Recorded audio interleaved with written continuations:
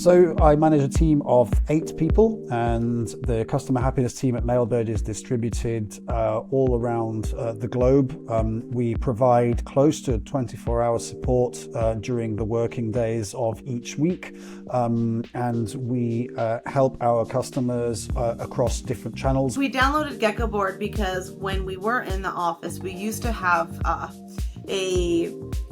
big TV screens everywhere in our cubes and our walls, so that the call center floor, the reps as well as the leads and the managers can view the queue at once just by looking up to a screen.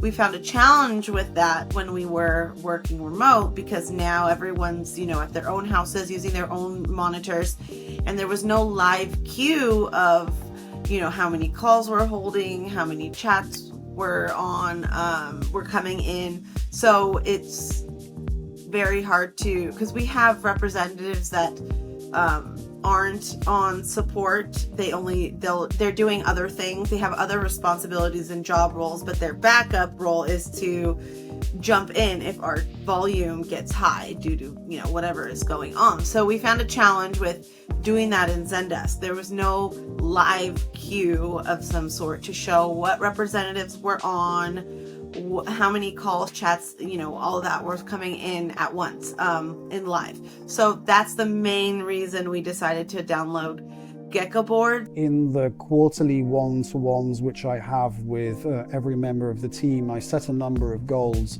and some of those goals, if not most of those goals, can actually be tracked very easily within the Geckoboard. In other words, if I have set them a goal to achieve a certain score in customer satisfaction ratings for the next quarter in Zendesk tickets, they will have visibility of that now. They can see day after day, minute after minute, how they are doing. The same goes for SLAs, the same goes for any other metric really that we are measuring. And so for a remote team who perhaps isn't always online exactly when I'm online, and perhaps who doesn't want to constantly ask me how they are doing in a certain KPI because they don't have access to it, Zendesk Explore, this becomes essential. We rely and depend on Slack, and it's been very awesome that Geckoboard can export data automatically in a Slack channel. So that's how we use it. We've created a few different dashboards, but our main reason on why we went to Geckoboard was for that live queue. And as a lead and a manager, that's kind of been our saving grace. Not only do they have visibility via the URL, but it's connected to Slack, and every day at 4 o'clock a screenshot is delivered, so they have visibility of it there as well. And this has really helped encourage and motivate people, and also give a sense that we're in this together. Everybody's got their goals, and everybody is trying to do their best to reach them for the greater good of the team and for the company.